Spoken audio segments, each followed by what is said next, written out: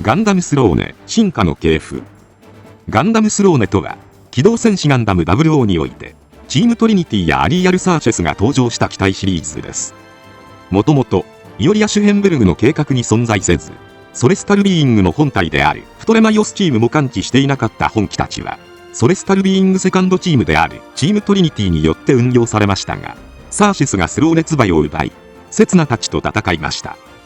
また、セカンドシーズンでは、スローネを発展させたアル系ガンダムが登場。こちらも、サーシェスの登場機として、セツナたちと激闘を繰り広げています。今回は、そんなガンダムスローネと、その進化の系譜について解説させていただきます。00本編から約80年前の西暦2225年、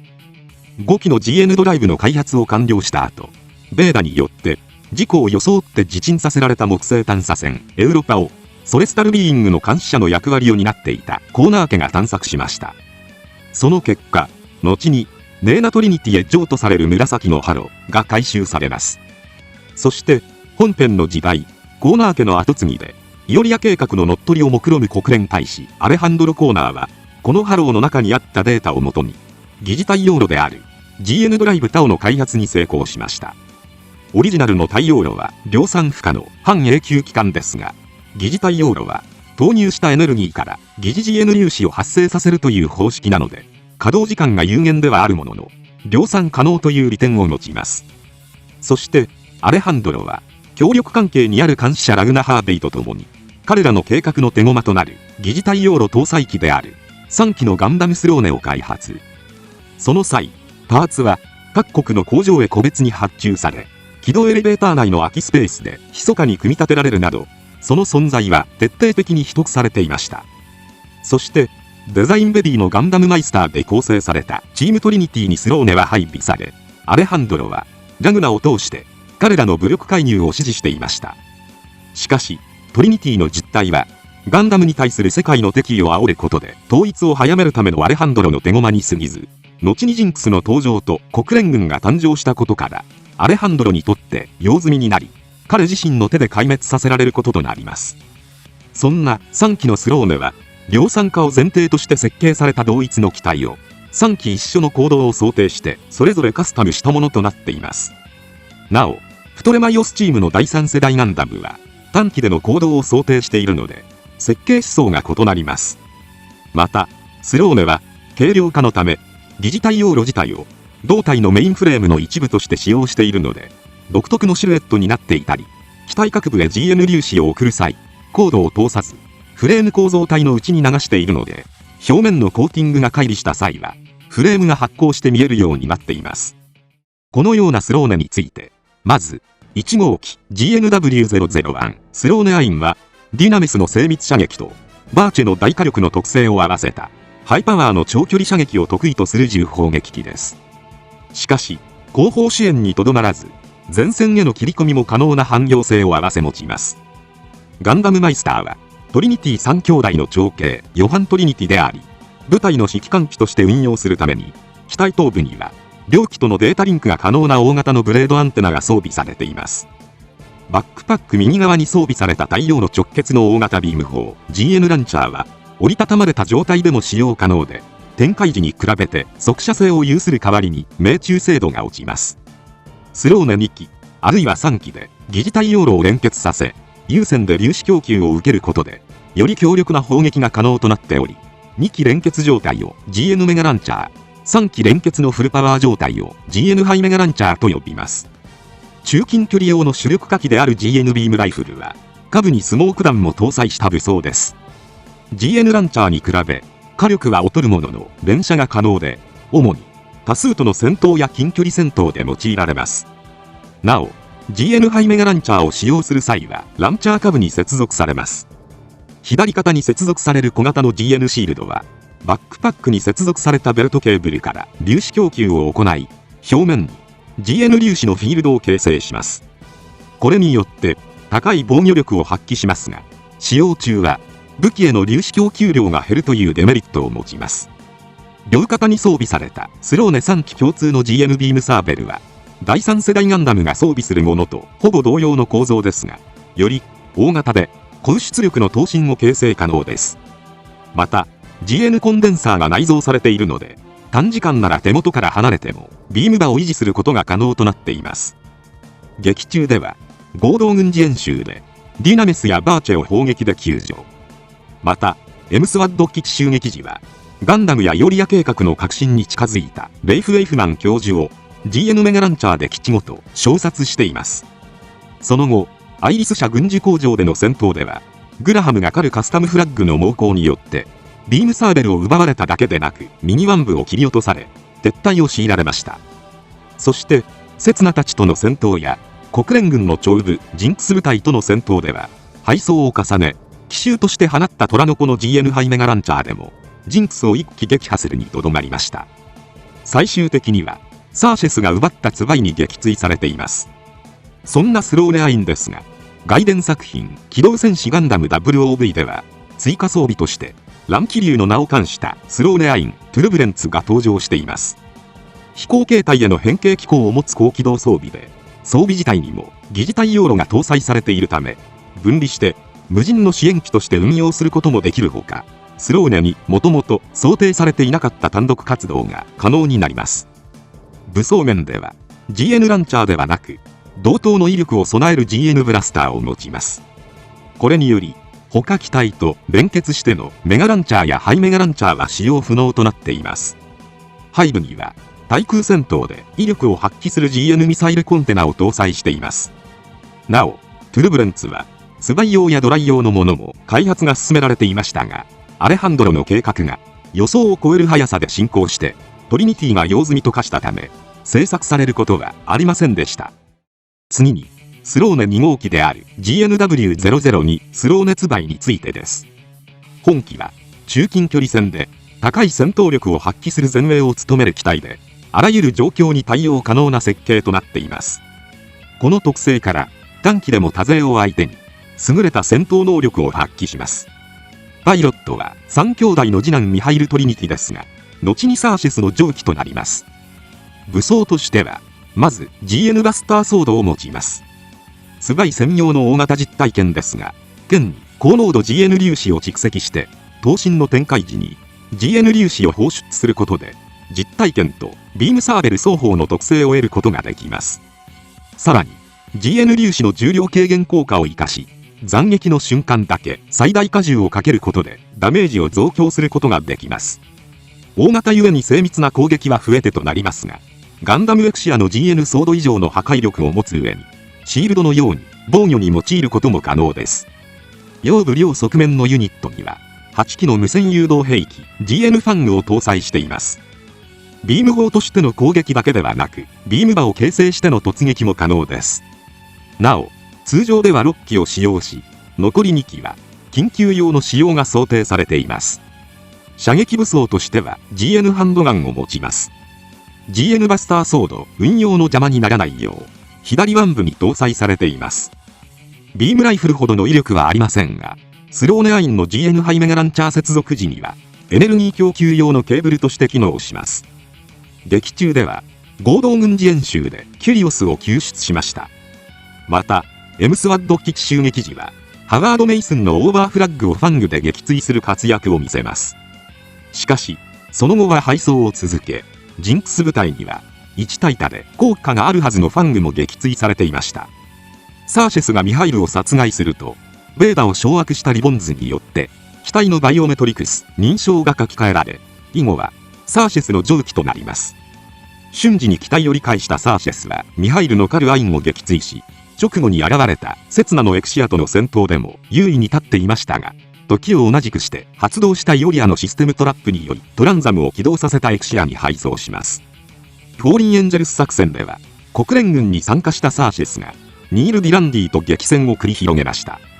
最終的にディナメスの撃破に成功しますが、ニールの不意打ちによりツバイも大破。とっさのハンドガンによる反撃でニールの殺害にはかろうじて成功するものの相打ちとなりました。続いてスローネ3号機 GNW003 スローネドライについてです。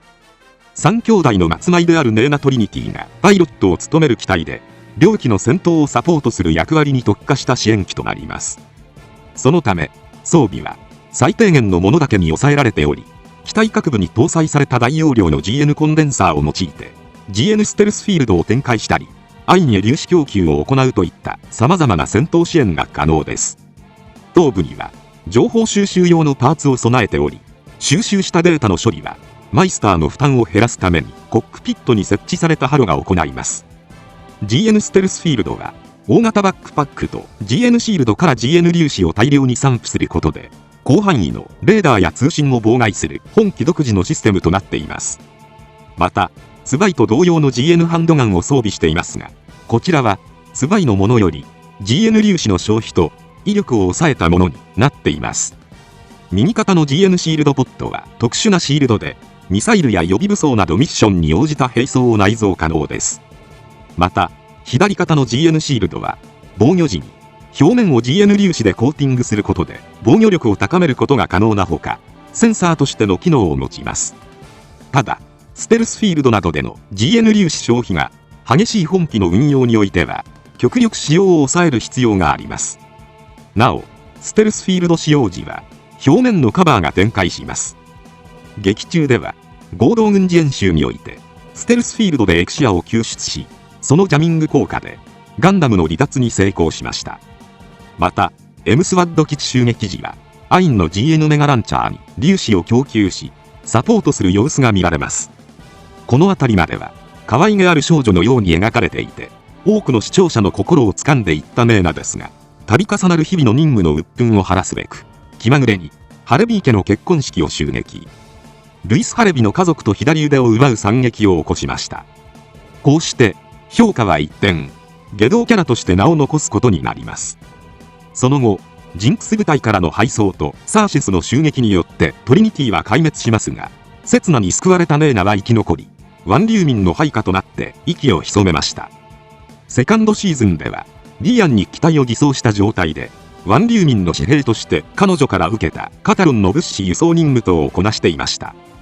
ここで登場したのが GNW003SH リアンとなります。リアンは輸送型モビルアーマーという位置づけですが、実際はスローネドライを秘匿しながら運用するために腕章会が用意した一種の偽装機体となります。疑似対応炉が格納されているドライのものに加え、ユニット後部にも搭載されているので、2機の疑似対応炉によって宇宙、重力化を問わず運用可能な上、その高いステルス性から、主に諜報活動や輸送任務に用いられていました。下部には GN ロングライフルを装備しており、内部のスローネドライの GN ハンドガンと連結されていますが、分離してスローネドライの武装として使用することも可能です。セカンドシーズン後半では、ネーナはワン・リューミンを裏切った際には、リアンからドライへ戻り、ルミの小型機を撃墜しました。しかし、その直後、家族の敵討ちに現れたルイスのカルレブナントを前になすすべもなく死を失い、コックピットを破壊され撃墜されました。次に GNX-509T スローネバラヌスについてです。本機は外伝作品機動戦士ガンダム 00V に登場したジンクスの試作機となります。スローネシリーズ直系でもあり、スローネシリーズとジンクスの間のミッシングリンクといえる機体です。各部にスローネのパーツが流用されている一方で、全体のシルエットはジンクスと共通しています。量産機であるジンクスは、太陽炉を搭載した機体の操縦経験がない各国のパイロットたちでも、容易に制御できるようになる必要がありました。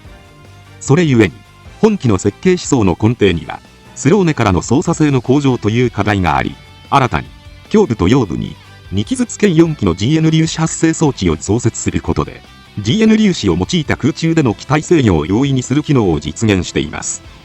空中の機体制御という思想は、後のジンクスにも受け継がれることになりますが、大型の胸部フレームや腰部 GN 粒子発生装置など、ジンクスにはない要素が見られます。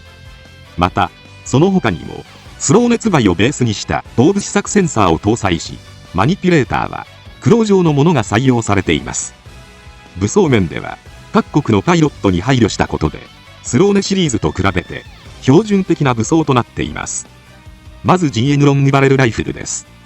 後のジンクスに採用された GN ロングバレルビームライフルの試作品で、この段階では、スローネアインのセンサーや GN 粒子供給用システムなどが流用されていました。また、右膝部には、スローネ共通のビームサーベルを1本のみ装備しています。左腕部には小型の GN チェインガンを持ちます。これはスローネッツバイの GN ハンドガンを改良した武装で、牽制などに使用可能です。なお、ジンクスでは GN バルカンとして頭部に内蔵されることとなります。左剣部には GN ディフェンスロッドを持ちます。GN フィールドにディフェンスロッドを組み合わせた防御装備で、すでにディフェンスロッドの扱いに長けたユニオンや AEU のパイロットを想定した装備となっています。なお、後のジンクスでは、ここに通常のシールドとしての機能も付与されています。右剣部の GN シールドは、スローネアインのものをほぼそのまま流用していて、ライフルへの粒子供給を行う GN コンデンサーとしての役割も担います。作中では、国連のテストパイロット、デボラ・ガリエナによって運用される様子が描かれていました。次に GNW004X ガンダムスローネフィアについてです。本機は、部隊、機動戦士ガンダム 00 破壊による再生 D ビルドオリジナルの機体で、サーシスの専用機となります。リボンズが入手した3機のスローネ製造時の予備パーツの一部を用いて、新たにスローネ4号機として組み上げた機体となります。サーシェス用にカスタマイズされているため、無類の強さを発揮します。装備は、スバイのものをベースに、本機独自のデザインに変更された GN バスターソードや GN シールドに加え、新たな独自武装のウィップを装備しており、近距離戦に特化した機体となっています。また、GN ハンドガンを装備していませんが、スローネアインへの粒子供給機能を持ち、GN ハイメガランチャーを使用可能です。さらに、ファーストシーズン時点での疑似太陽炉搭載機でありながら、いわゆる疑似トランザムであるトランザムタウを使用可能です。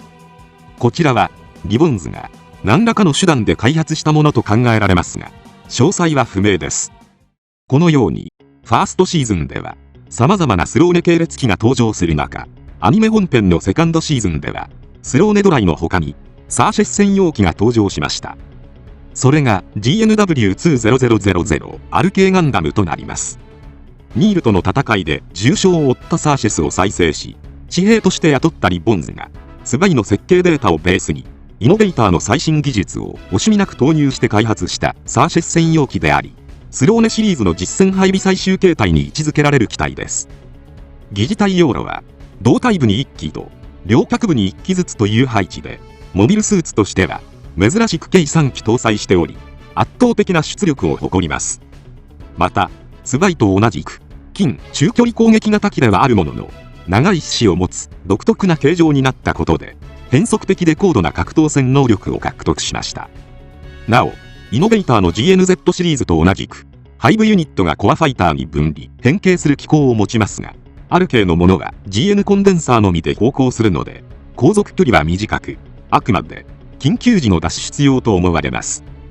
武装面では、GN バスターソードは、スバイのものから強化された新型のもので、頭身にビームライフルを内蔵しているため、ライフルモードに変形させて右前腕部にマウントすることで銃として用いることも可能です。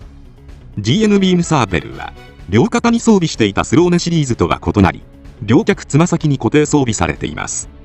これはサーシスの戦闘センスを考慮したもので、蹴り技と連動した変則的な格闘戦が可能です。GN ファングはスバイより2機多い計10機を両腰装甲のコンテナ内に格納しており、性能も向上しています。スバイが左腕に装備していた GN ハンドガンは撤廃され、代わりに専用の GN シールドが装備されました。展開することで GN フィールドを形成するビームシールドとなるほか、格闘専用の爪が仕込まれており、防御のみならず攻撃にも転用できる変則的な武装です。劇中ではパーティー会場への潜入任務を終えたセツナとティエリアが狩る00ガンダムとセラビーガンダムの前に突如現れ、短期で2機のガンダムと戦いを繰り広げます。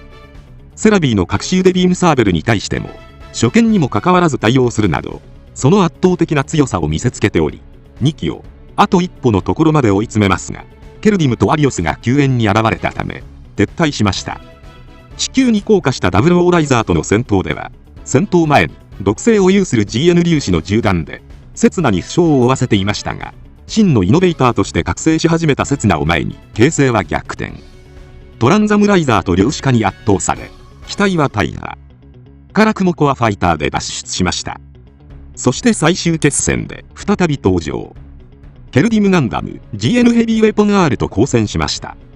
ソレスタルビーイング号内の狭い空間において得意の接近戦を仕掛けますが、トランザムライザーによる能量子波更新領域の拡大に影響を受けて形勢が変わり、またセラフィムガンダムのトライアルフィールドによって機体が機能を停止してしまったため、最後はケルディムによる GN ビームピストル2の連射をまともに食らって撃墜されました。こうしてサーシェスと共に戦い抜いた RK には重武装型となる GNW2 万 J ヤークト RK ガンダムが存在します。機動戦士ガンダム WOV に登場した機体で、ヤークトはドイツ語で狩りを意味します。実戦で有用性が証明されていた3機のスローネの発展型装備を施すことで、短期で敵の大部隊を殲滅することを目的としています。そのため基本戦略としては GN ステルスフィールドによる敵部隊の孤立化、GN ランチャーの長距離砲撃による先制攻撃、GN バスターソードによる滑空撃破というもので、スローネ3機が分担していた役割を単独で実現するものとなります。しかし実際には重量の増大によって機動力が低下しているので、新生ソレスタルビーイングのガンダムたちのような少数精鋭との戦闘には用いられませんでした。武装面としてはコアファイターと接続されたバックパックに2本のバスターソードを搭載。さらに短期での GN ハイメガランチャー使用を可能とする GN ランチャーが装備されています。また腰部の左右にはコンテナが追加されていて、 GN ファングだけではなく対地対艦用の GN ミサイルを搭載。さらにステルスフィールドの発生機構も備えています。このように多くの大出力兵装が追加されたため、腰部背面にもアーマーを追加し、内部に大型 GN コンデンサーを搭載することで防御力の向上と追加装備によって消費されるエネルギーへの対応を行っています。作中ではサーシェスが登場し、地球連邦軍と反政府組織カタロンの戦闘中に突然現れては粒子ビームで街を燃やし、全てのモビルスーツを切り刻んで破壊の限りを尽くす様子が描かれています。そして最後に GNW20003 RK ガンダムドライについてです。こちらも機動戦士ガンダム WOV に登場した RK ガンダムのバリエーション機で、スローネドライの機能を引き継いだネーナ専用機とされています。そのためステルスフィールドを使用可能ですが、性能がスローネよりも強化されているので、サポートのみならず短期でも高い戦闘力を誇るという設定を持ちます。なお武装は少なく、自衛用の GN ハンドガン、兼用 GN ビームサーベルと両用部アーマーに自衛用のファングを計2機搭載しているのみとなっています。WOV 戦記の作中ではワン・リューミンの元でサーシスへの復讐の準備を進めるネーナが、普段はリアンに偽装しているスローネドライではRKガンダムに勝てないと考え、新たな機体を手に入れるべくイノベーターのリジェネレジェッタにコンタクトを図ります。リジェネは憎いサーシェスと同じ機体に乗らせるという皮肉を込めてRKドライの開発を快諾し設計を進めました。ネーナのシミュレーションではRKドライがステルスフィールドを展開すれば通信やレーダーを妨害することに加えてビームは拡散可能。さらにファングのコントロールを途絶させることができるので、RKガンダムはバスターソードで有志海の接近戦を仕掛けるしかありません。そのため死角から攻撃して余裕で勝てるという算段でした。しかし結局ネーナが運用したというデータは残されていないので、RKドライに乗る前にルイスによって殺されてしまったと考えられそうです。とはいえ実際にネーナがRKドライでサーシェスに挑んでいたとしても勝てたかは怪しい感じがしますが。ということで以上、スローネ系列機の系譜についてでした。ガンダムの名を冠していながらも異形のデザインで、さらにパイロットたちの動向も相まって度肝を抜かれた方も多かったのではないでしょうか。皆様が好きな機体、ぜひコメントで教えてもらえたら嬉しいです。今回はこれで以上となります。チャンネル登録されるかはお任せいたしますので、もしよければもう一本動画を見ていただければとても嬉しいです。最後までご視聴いただきありがとうございました。